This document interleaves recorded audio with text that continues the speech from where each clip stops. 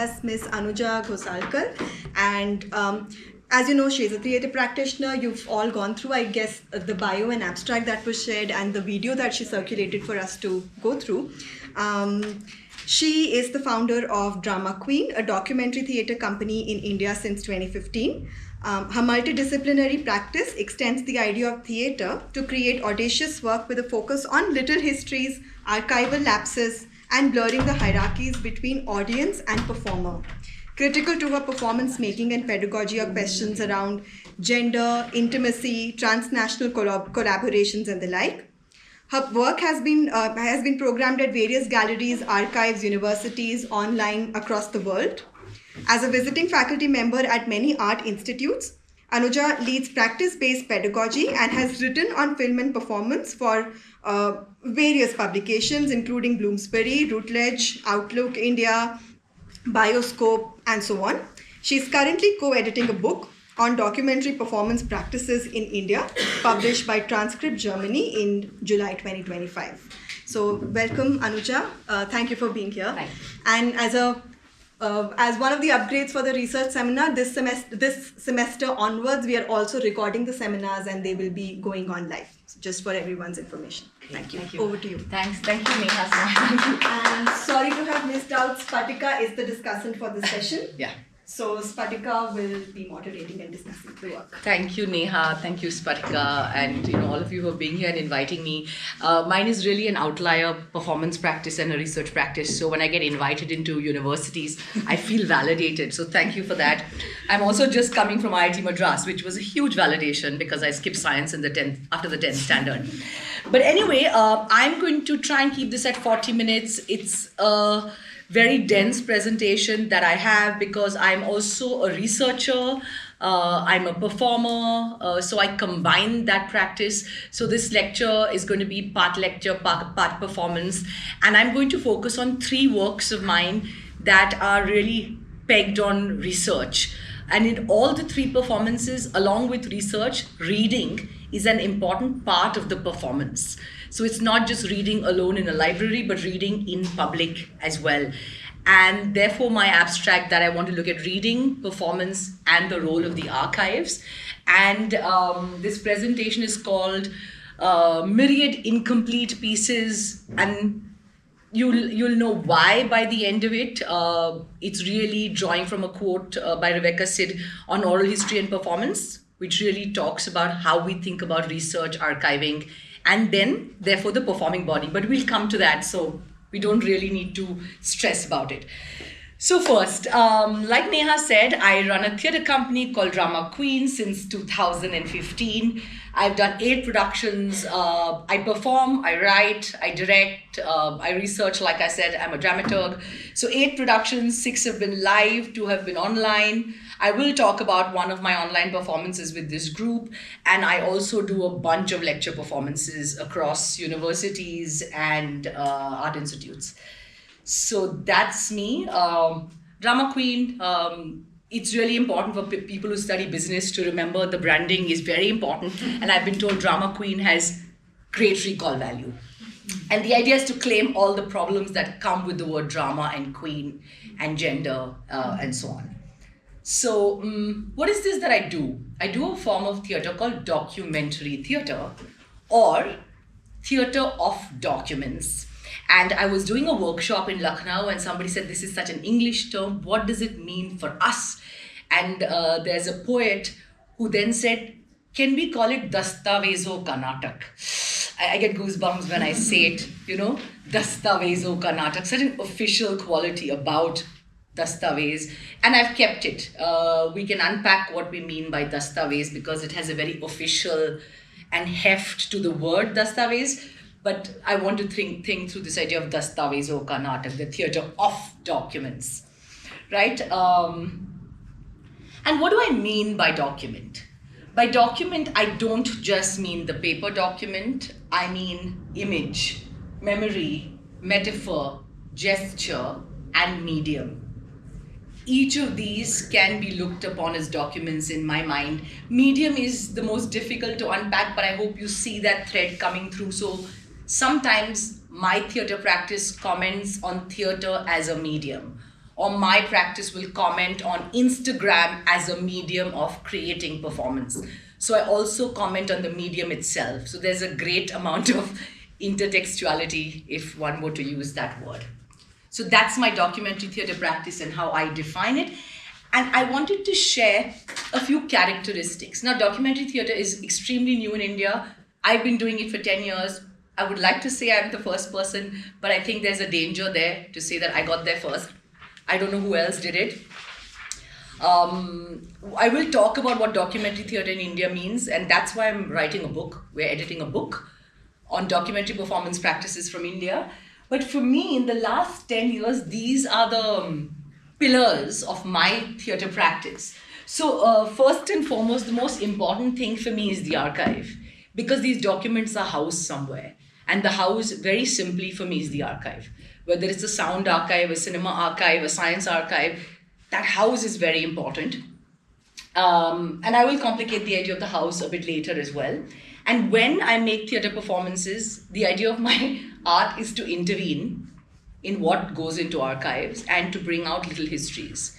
Because archives usually, especially institutional archives, usually only document the grand state narratives. So what happens to little histories? What happens to personal histories?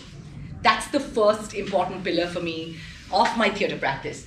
The second thing is, I didn't put a very controversial term, but I think death to the playwright, right? That's where my second point comes from. When somebody asks me for a play text, I do have text, I write my plays. But for me, the playwright has been a problematic figure because I did conventional theatre for a large part of my life, and the hegemony of the male playwright, usually the male director and the female actress, the kind of violence they were enacting upon me, I could not bear anymore. And therefore, I reject the idea of the playwright. And I come to documentary theatre. I do not want to say Vijay Tendulkar's lines. I do not want to say Mahesh Elkunchwar's lines. I want to tell my own story, right? And therefore, I reject the idea of a single authorship. And you will see in 2 out of the 3 works that I will talk about, the work is created by multiple authors, a polyphony of voices. So this is very important. Not a singular author, but a series of collaborating eyes. I'm going to leave this statement. It's a really, in my mind, quite powerful for the times we live in, and also connected to the idea of the grand state narrative. If one has to complicate the state narrative, we need multiple voices, not a singularity. Second, that's the second point. The third one is, it is decidedly a feminist practice. There's no doubt about it. Why? Because I don't offer shiny products. A lot of my work you will see the seams, you will see the stitching, you will see where it fails. A lot of the times being on stage is also failing publicly. I do that very often, hopefully not today. The second thing about it being a feminist practice is there's a very interesting book called Unthinking Mastery. This idea of virtuosity. So I want to question the idea of virtuosity, because in documentary theatre, one also works with non-actors, non-performers, maybe that's not the correct word, but non-actors, with real people. So really undoing the idea of the master. So if your research seminar was called Masterclass, I may not have come.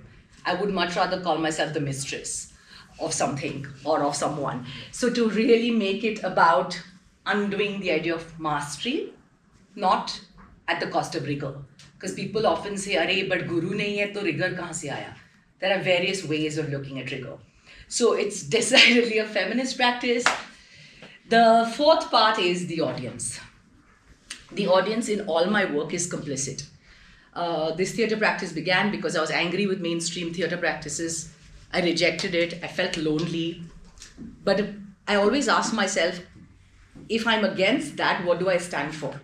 So the theatre practice became a way to find kinship. And Donna Haraway has a very nice term, make kin, not babies. It's one of my favorite things. So my theatre practice is about a kinship, about building kinships across various art forms, research practices, disciplines. So I do define my practice as multidisciplinary. And a lot of times the audience creates meaning. I won't talk about a project called The Reading Room, but in The Reading Room there are no actors, there's no text, the audience brings in letters. And it happens only for 10 people at a time. So I completely do away with the idea of director, playwright, proscenium. So the reading room really to me is a pure idea of how much kinship building is possible and how it intervenes in archives, to the first point. The last one I already told you, theatre as a media, as a site, comment on the medium itself. What do I mean? Two things straight off. I don't only perform. I'm also performed upon. Whether I'm working in proscenium theatre, whether I'm working with my European colleagues, whether I'm talking to you now, as a female identifying body, there is a performance happening on me as well, right? So I really want to think about how we're all complicit and how we frame these. How we frame theatre as a site, how we frame Instagram as a site, so to comment on the medium. And the second thing is, I don't sell my ticket. Actually, I don't do ticketed shows at all now. And even if I do, I will never use Book My Show. The means of producing that theatre are very problematic. There's a monopoly of people like Book My Show. I have to give them 20% of my hard-earned money. I will not. And also theatre as institutional theatre, be it Rangashankara, Prithvi, is a space of gatekeeping. Right? So I'm also commenting on the spaces of gatekeeping. And theatre is a very, very exclusive space. I acknowledge my own privilege. That's a separate presentation of privilege and language and skin color. But so I comment on the medium, the site itself, whether it's theatre, whether it's Instagram, whether it's the science archive that I work with. So these are the broad characteristics of my theatre practice that I defined. To read more, buy my book in July. But yeah, because I've been told I talk very fast. And I've thought of it. I've thought of why I talk so fast. Why lots of women talk so fast. You know why, right? We are told to claim space, which I do really well because I'm also really big. But to claim your time, that's really scary. That's I'm like, talk fast, get ready, finish what you're saying. But really, to breathe through these presentations, because I still am anxious. A bunch of very smart people. Can I take your time? So I put these reminders in my slide to breathe.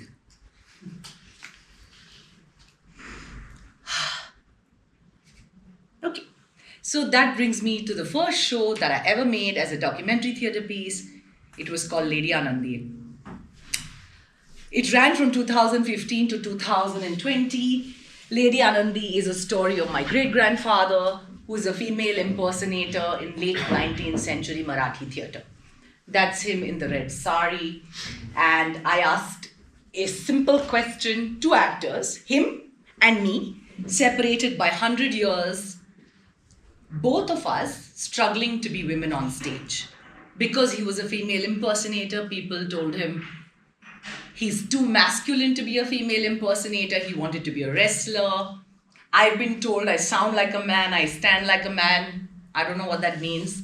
So Lady Anandi was a process of discovering my voice, my body, and my love or my confusion about my gender or my social construct of my gender and my great-grandfather.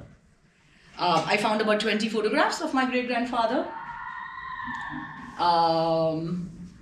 That's a playbill. It opened in Sweden, actually, this show. And in Lady Anandi, I started showing this piece as a work in progress. And it simply stayed like that. Because some very amazing and friendly artist in Sweden said, yeah, you should just read your script. Why do you have to learn the lines? I was like, what a fun form this is. So in Lady Anandi, I show photographs, I read the fictional scenes that I wrote. But when I came to India, they were like, why are you reading? A critic in Calcutta, very famous at Jadavpur University, said, Madam, but why are you reading? So I just said, because I don't remember my lines. And all the young people in the audience laughed because I am the playwright. I, of course, know the lines. The reading, even today, for want of a better word, pisses people off. People hate that I pick up a paper and read. So in Lady Anandi, I read all the fiction scenes. And the research, I recount by rote. just to make it a bit fun, but also to say that where there were archival gaps, I use fiction. And research is something I learn to say by heart. So that's the first thing about Lady Anandi. I read the fiction bits and I perform the research bits. Lady Anandi traveled for 5 years as an unfinished piece. I used to say that I present it at the point where research is ending and performance is beginning. And that's what I mean earlier also, that the audience is performing upon me. They were like, oh my God, this actor's struggling. And it's quite beautiful to see, because some audiences really hold you. They hold your errors. They don't care for virtuosity. They do care for a vulnerability. So I've been held up by audiences everywhere I've gone, except in the proscenium theaters. So at the end of the show of Lady Anandi, I do a 25-minute Q&A. Okay? And the Q&A started simply because it was a work in progress that was traveling, and I was very keen to hear what the audiences thought, and there was no director. And soon after performing it for 2 years, people said, this is such a great tool. A Q&A became performative. So the performance ends, and then I'm sitting and really waiting. And you know, when we are often in an audience, we either say very smart things, or we say things that are like, but we didn't understand this. It's really beautiful. And that's when the power transfers. I hold the most power, and the audience is really exposing themselves. So the Q&A becomes a tool of performative trickery. It's great fun, I enjoyed. And this again, like, very clearly frames the practice of theatre. I'll show you some photographs because it's set up as a plain theatre piece. Like, it's set up as a proscenium. There's no red curtain, but there are red steps. There's a mirror from backstage. The show was self-funded. I've lost count. Maybe we did 80 plus shows across Germany, Sweden, all over India. And this was the central question of the show when it came to archiving. Because so much was missing on my great-grandfather, the question I asked myself was, can my body unravel the mysteries of my ancestors if you cut deep into my skin? And this is really what I'm placing the idea of the body as an archive, not just text as an archive. And the body of the archive as an archive also connects to the idea of myriad incomplete pieces. Because as a performance maker, a lot of my research is embodied, right? So this is a question that will connect to my title. This was the question, two actors separated by 100 years, both struggling to be women on stage. And this is what I do throughout Lady Anandi. I insert myself in the archival images. The archival images, we all know, are beautiful, they're really nostalgic. And then when I'm there, it brings you to the present. And one very nice gentleman in Delhi said, "Madam, can you please move when you present the photographs?" So I was like, that's interesting. You want me to move? The living, breathing creature has to move to make space for something we think is beautiful. But I never moved. But it was a very interesting comment. I said, please, throw hatiye up side. Side ho jaiye, madam. Quite cute. Really, so how do we remember my great-grandfather, who I've never met? I insert myself in the archive because there are things that are missing in the archive. Fiction makes place for those gaps. My body intervenes, quite counter to what historians might say. I don't know if there are any historians in this room. Historians are my favorite people to bicker with. They're so much fun. I've just come back with meeting historians of science who are a whole other species. But really, it's counter to a historian's methodology. But mine is a very, is my intervention as an artist, and I'll talk about it with the Science Archive. Fictional letters punctuate Lady Anandi. I read from faint sheets of paper. Sometimes the audience interprets these letters as evidence. I trick them, but the truth is that my great-grandfather did have a fan who used to write him letters, and I fictionalized those letters. And she expressed her love for him. And I already told you, when I read these letters, male critics get very angry with me. But I also want to place this idea of evidence in the archive. What does it mean to find evidence? How do we check the veracity of archival material in the first place? Do we just take its authority for a given because I found it at National Center for Biological Sciences or the Timurti in Delhi? So how do we check really what has entered the archive? Should it even be there, and what gets left out?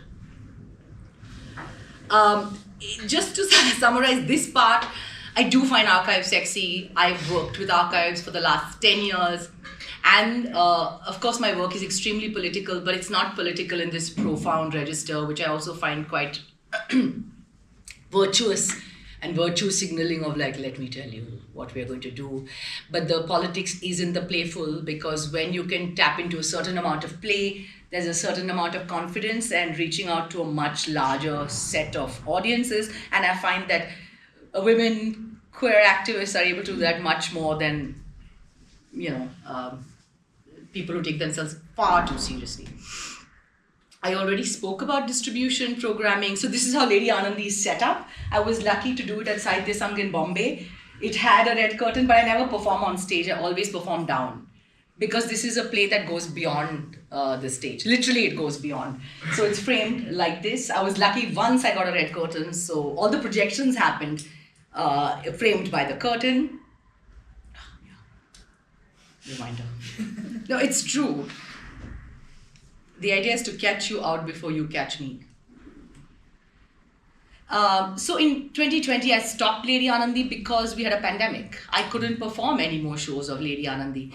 But in 2023, I had 3 years away from the show, and I was making other online work. I'll share that. And somebody, your Museum of Art and Photography, asked me, do you have a show? We're doing a conference on archiving. And I was like, of course I have a show. It's called Lady Anandi. But I simply could not go back to Lady Anandi the way I had before, because I hadn't performed it for 3 years. I had aged. My body had aged. So I decided to do a show called Lady Anandi Redux. What I did there was I looked at all the old video archives of my shows. I implicated myself even further. A lot of the photographs of my great-grandfather were replaced by video material of my older shows, because it gave the audience a real opportunity to see what had changed in the performer's body. Had she changed? And the deeper question for me was, how do I cite my own work? How does one cite one's past work? Is that even possible? Through a performative practice, not through a written practice. Not to say it's easy, but it's slightly more further out to cite one's work because you're present. And Lady Anandi has got love everywhere it's gone. I mean, people still remember that show. And a lot of people were excited, like, oh my God, you're doing it again. But I was very curious to see what the audience remembers. Because people were like, Arey, wapas goi. And then when they saw it, they were like, is this new? We don't remember this. Was it there last time? That was very interesting. And that's the second part of Myriad Incomplete Pieces, because the archive lives on all our bodies. You will remember this talk very differently. So people remembered Lady Anandi on their own memories and on their own bodies. So it dissipates the idea of the institutional certainty even further. So Lady Anandi Redux now has had 4 shows at Gallery Arc, at Satyajit Ray Film Institute, as part of a film archiving conference. Ideal audiences, Bengalis and filmmakers, my favorite times. So it's a show that now travels entirely on its own, again because of the video work. And I'll show you some of the video work. These are the screens that appear. And these are the questions. And please stay with the questions as I show you 3 quick clips from this. How does a show age? How a show ages with the performer? What does time and distance do to your own work? Often theatre makers, mainstream theatre makers, just don't give themselves time. They'll do a play in 1 month, read a script, research out, then they run the shows. But what happens? Like, as much as I might respect Nasruddin Shah, they've been doing Ismat Apa Ke Naam for years. But their bodies have changed. Why is there no acknowledgement of that? What has changed? Has anything changed? Maybe nothing. Maybe they're as virtuous. Maybe they're boring. I don't know. But we don't ask that question. What does time and distance do to your own work? And also, what does the audience remember? I love my audiences, but it's also interesting to see what they don't remember. Okay, I'm just going to show you 3 very 1-minute clips so that you get a sense of what Lady Anandi Redux is about.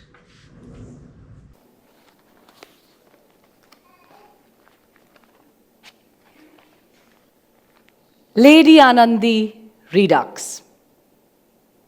Lady Anandi was written in 2015. The last time it was performed was 18th January 2020 at Kochi, at the Kerala Museum.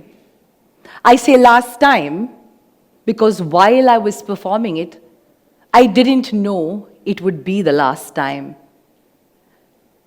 I didn't know it would be the last time I inhabited this world. Because we had a small matter of a global pandemic, remember? Today, after 3 years, I relook at that performance text. I reopen the archive of those videos and the performances. And I invite you all to bear witness to my trepidation and this new and uncertain encounter I have with a profoundly personal show. Lady Anandi Redux.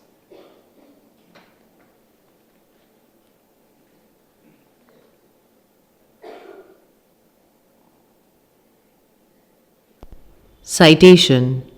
Noun. Words or lines taken from a book or a speech.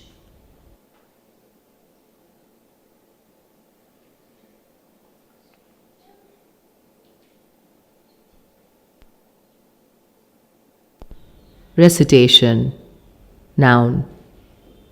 An act of saying aloud a piece of poetry or prose that you have learned for people to listen to.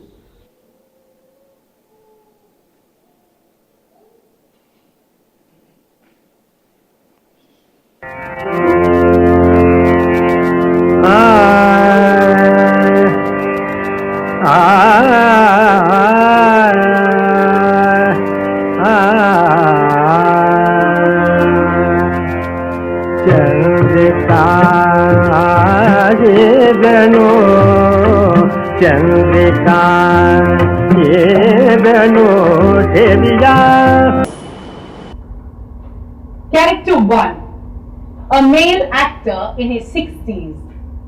He plays Madhav Rao Tipnis, my great-grandfather. He is known for his female impersonation of the character Lady Anandi. Character 2. A female actor in her late 30s, now mid-40s. She plays the narrator.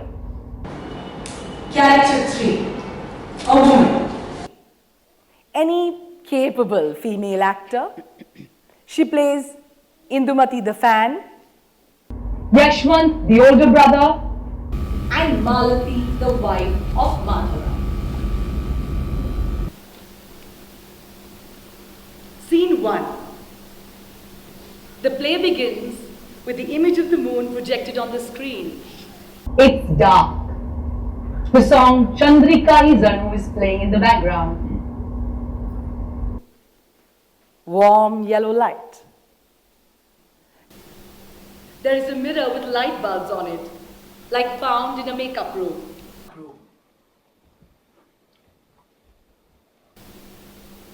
Enter Anandi Bai.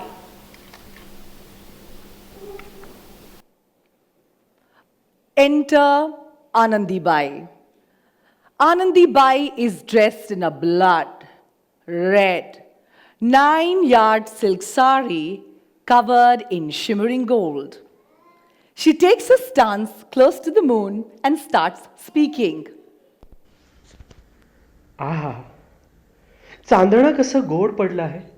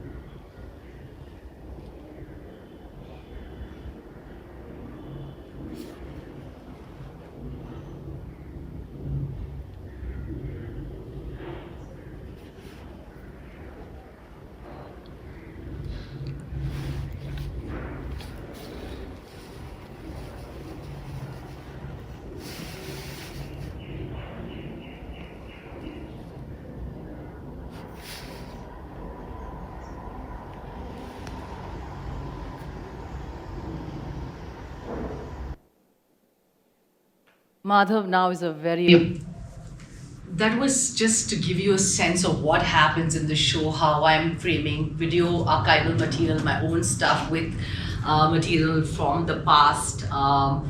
That was Lady Anandi, the first show that I made. It continues now to travel as Redux, invited to your university if you like. Between 2020 and 23, the pandemic hit, right? And I thought that was a very interesting moment for performance makers, because finally the theaters had shut down.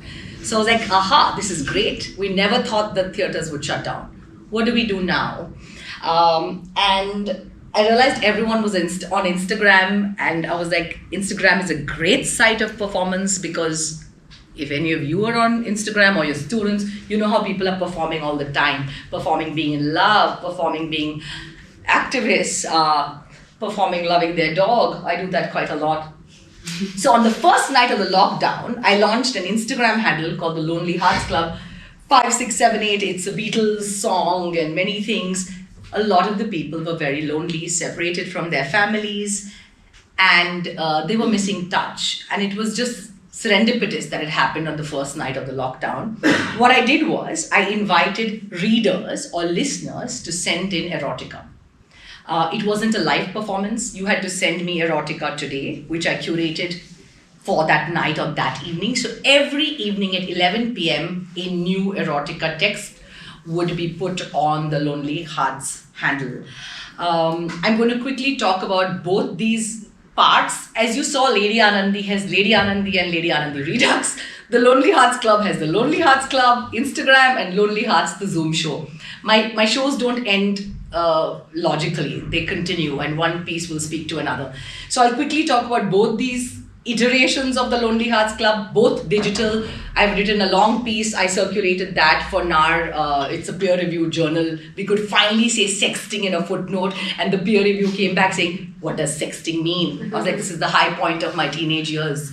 A German peer-reviewed journal saying, what does sexting mean? But that essay is written by all of us. Like I said, a polyphony of voices. So people were really open. They started sending erotica to me, trusting me. We didn't know each other. It ran on Instagram for 50 nights. It was not live. I hated some of the performances. You know, people were trying to make sense of their lives, but the phones were here. We could see their nostrils. These are fantastic theatre makers, don't know where to place the phone. So I said, no, we will not do a live show in that way. So it was very, very carefully curated. And this time I was really concerned about the act of people reading alone.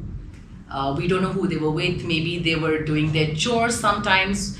But the act, again, of reading, really to bring it back to what I do with my practice, to read in front of an audience. Here there was no choice. They were reading for themselves, but also reading for a digital audience. It was text they had written or text by Arundhati Roy. You'll see the kinds of texts I received. It was remarkable. It was not mainstream erotica, so it wasn't for the cis-het male gaze. A lot of it was queer erotica. It was not just in English, it was in Telugu, it was in Hindi, it was in Marathi. And the most important thing was, it was not image-based. So I would put a sexy picture, my audiences would come, but then there was a black screen. You had to sit and listen. So a format of Instagram, which is on the slot machines in Vegas, which gives you a prize, the dopamine hit, you just had to stare at a black screen. So really to take a pause, to listen. Again, to underline the idea of reading and listening as a performative practice. So it was an image-based medium that I took, and I made it completely oral. It was remarkably successful.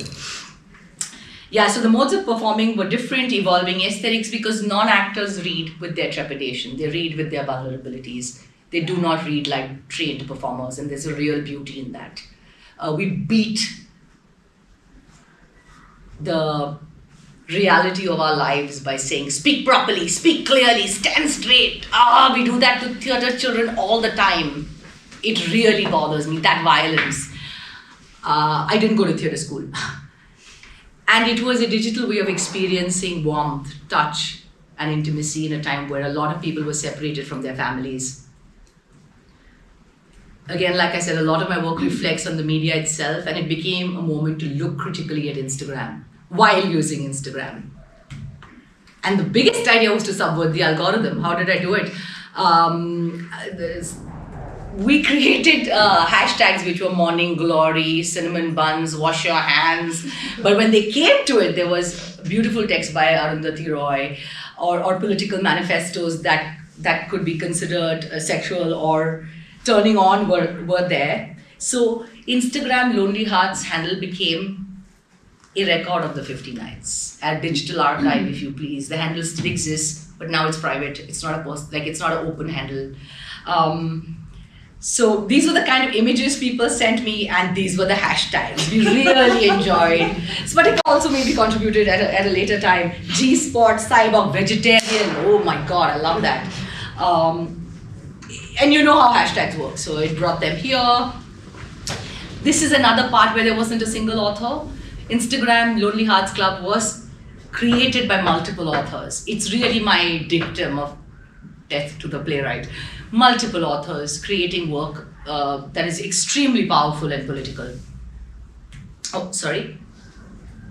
So these were some of the writers that people were reading and sending. There's Arundhati Roy, Rosalind DeMello, Mudhupalani, A.K. Ramanujan. I mean, look at the list. I was struck by the collective intelligence of the group of people that was sending in texts. If this, my God, I'm getting goosebumps again. If this was to be like printed, it would be stunning as an anthology, but we would have to take permission. Instagram, the handle was so popular, and I decided to make a show. And I invited seven performers from my Instagram handle. And I did it with 9 performers. 7 out of the 9 were known to me. 2 were just new people who had never contributed.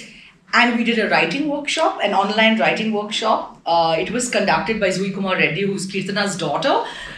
She took a workshop for us, and we had really fun writing prompts. Like Nidhi did a writing prompt of writing on the body. And I keep saying writing is not a not physical act.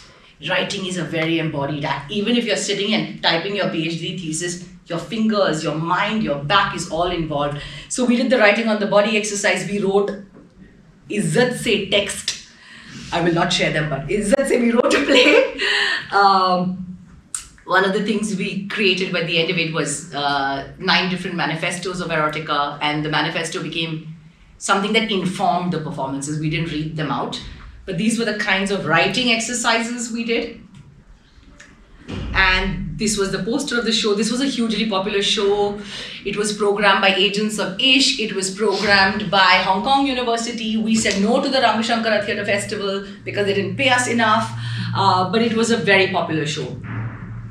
Before the audience could enter the show, we asked them these questions because we were making ourselves vulnerable, because there were queer folk, Dalit folk, trans women, and now I have all their data with me for people who understand how this works. I have Google Forms full of people's answers. Are you kinky? When was the last time you sexted? Do you masturbate? Do you watch, read erotica? Yeah, and in the show we go into people's Instagram handles, WhatsApp, so it's set up as if we're looking. It's set up because everyone was looking into other people's houses on Zoom. So we set it up as a voyeuristic exercise where Rensi on the top of that is our Sutradhar, and she creates a glitch in the system where we enter into people's WhatsApp chats. We enter into rooms where people don't know we're looking. So there was one room, in Zoom you have breakout rooms. So I created one room where we said we don't have the consent of this performer. She was called the Jaya room, and at any time the audience could go into her room, ditch the main show and sit in the B room and watch someone. It was also to really complicate the idea of consent and place the onus on the audience. Not many people went to the Jaya room willingly. Of course she's an actor, I'm telling you that, but at the moment the audience didn't know. They just knew that we're not supposed to go there. It was quite interesting to see the tension of should we, shouldn't we. Yeah, this was Jaya Room. She's our associate director on the show. I'm not going to show the clip. Oh, and I mean, the audience, I allowed them to keep chats open. I allowed them to keep cameras open. And emojis are a language. I mean, we have to know that. They created a rhythm to the performance that really encouraged our performers. So, yeah, maybe gunpowder is sexy. And the last thing it ended with, and it frames the question of shame and loneliness. a lot of us face shame around loneliness. So that was what it was about. Yeah, I can share this. A lot of us, we also talk about safe space, but my thing is art has to take some risks. So this was a pretty risky performance to undertake. Yeah. Oh, that's from there. I'll just come to the last thing that I want to talk about. Spatika said I have 5 more minutes. This is really the serious end of things. I've been working at the archives at NCBS, which is right close by here, since 2016. I do a show called The Reading Room, where I invite letters from the audience and institutional letters. This is the setup of The Reading Room. I was looking for letters from institutions, and the NCBS archive was in the beta stage. And Venkat Srinivasan, who's a dear friend of mine, has become a dear friend of mine, said, here's a letter by Veronica Rodriguez, very well-known biologist, a checkered personality. I have a project on her. In this letter, she writes to Professor Vijay Raghavan, I feel that appending Kumari Srimati list to the names of women scientists in official correspondence is not only unnecessary, but also unacceptable. This practice should be stopped unless you consider qualifying men with Sri or Kumar. And this was my discovery into Veronica Rodriguez. It's a long project that I hope someday sees the light of day. I will quickly skip this because we have very little time, but I was invited to do public lectures at NCBS, and like I said, I don't read science. I don't understand the language of science, so I decided to use a poem as a map to enter the archive. And I had to do work on Obaid Siddiqui. Obaid Siddiqui, for those who know, is the founder of NCBS. He's well respected, and of course, rightly so, but I don't know what he does or who he was. So I wanted to demystify the idea of the scientist and the male scientist. So I chose a poem as a map, and I started circling all the words that I see in the poem that I also find in an archive. Letters, notes, paper, and it led me to a folder in the archive called Ephemera. The Ephemera as a folder is Aladdin's lamp. Everything people don't think is important, sometimes you find there. Partial poems, let me just quickly go ahead. And this is the material I found on Obaid. And we made a lecture performance, me plus 4 actors. Actually not 4 actors, 4 performers. None of them are actors. We did a lecture performance called Letters Swallow Themselves in Seconds. And this is what I found. We found Obaid's music list because he was an ardent Hindustani classical fan. And we, as good interventionists, we rapped the list. It was a lot of fun. And at NCBS, the audience was perfect because they laughed. They had never imagined him as a man who had music taste, who had written this down, computer commands, at a time where, it wasn't important. But nobody imagined that Obaid would have to write down his computer commands. Oh, then I found his Bombay Gymkhana bills. What did he eat? American chop suey, nimbu pani. This was fascinating when they saw what he ate, because you don't again imagine people we love and respect to eat. This is when, collections from NCBS, sometimes I use in my reading room. Institutional letters start speaking with personal letters. So there's a great mix of the two. This part I'm going to skip. I just presented on this at IIT. This is a greeting card I found at NCBS. This is by the great Homi Bhabha himself. This is a painting by Homi Bhabha. And he sends this postcard to Obaid for the new year. And it's remarkable given the history of the IFR and NCBS, but I don't want to geek out on that. And I've written an entire text which has been published at ASAP Connect Art on this postcard alone, on what happens, which archival documents are always at the top of a pile. It's the star documents like Homi Bhabha's, and what happens to the documents that are hidden. I will just come to the end of it. I won't go into the Veronica story, but I just want to place one part here. Often while working with archives, what I find is that a document might be made available to you. You start working with it, and for whatever reason, political reasons, personal reasons, institutional reasons, the permission might be taken away. And my question always is, how do I unread? And then how do I unseal? I already know the context and the content of the letter. Can you censor me? No, you can't. And I made a whole show around the act of unreading. Then who controls my memory and imagination in relation to the archive? I'll go forward. And the last thing, because I've been working at NCPS so much, they said, here, take a fellowship, take some money, do something, write a report. I said, I will not write a report. I will do a service. So I created a manual, which is a manual for any archive user. And this manual is to help people negotiate archival spaces. Any person, it can be an artist, it can be a researcher, and I've got copies for you, I'll give it to you all for free. And the archival manual has things like how to use material in any form of publication. First thing is with permission from the institution.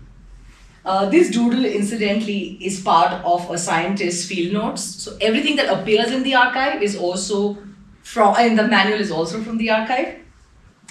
Last two things, Patika. So this is instructions if your material is in the archive. It says, it is within the mandate of the state, the institution, the corporation, the bourgeoisie, the academy, the censor board, the moral police. You are safe, your work is safe, hold on to your blanket of safety.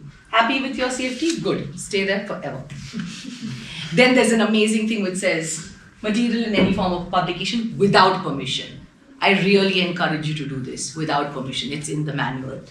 It's also written in a cadence where I can perform it. And I performed this manual. I did a lecture performance using this inside the archive, which was remarkable because you can see the folders and files and stuff behind me. The archival manual has a game for the users and for the audience. It's a research viewing request, and you have to circle the verbs. And it's written in the language of the archival document itself. I will leave this here. This is a part of my upcoming book because while we do talk about archiving, Professor Brahmprakash talks eloquently about communities that cannot archive, that have to destroy their documents of existence because the police are after them, for example. So what does it mean? Is there such a thing as impossibility of the archive? And this is the last thought that I wanted to leave you with, and that's where I got my title from. What seems the most ephemeral and fragile may in fact be the most enduring. Flesh fades, diminishes, and dies. On the breath and through the performing body, story keeps its airy lightness and flooding force, suggesting one possibility of life beyond death. In this sense, memory endures, paradoxically because it moves. Only through movement can memory take up residence and build a dwelling place within us. As sites of accumulation, we become shelters, or living archives for memory. Our bodies hold a myriad of incomplete pieces, the presence of which we are sometimes unaware.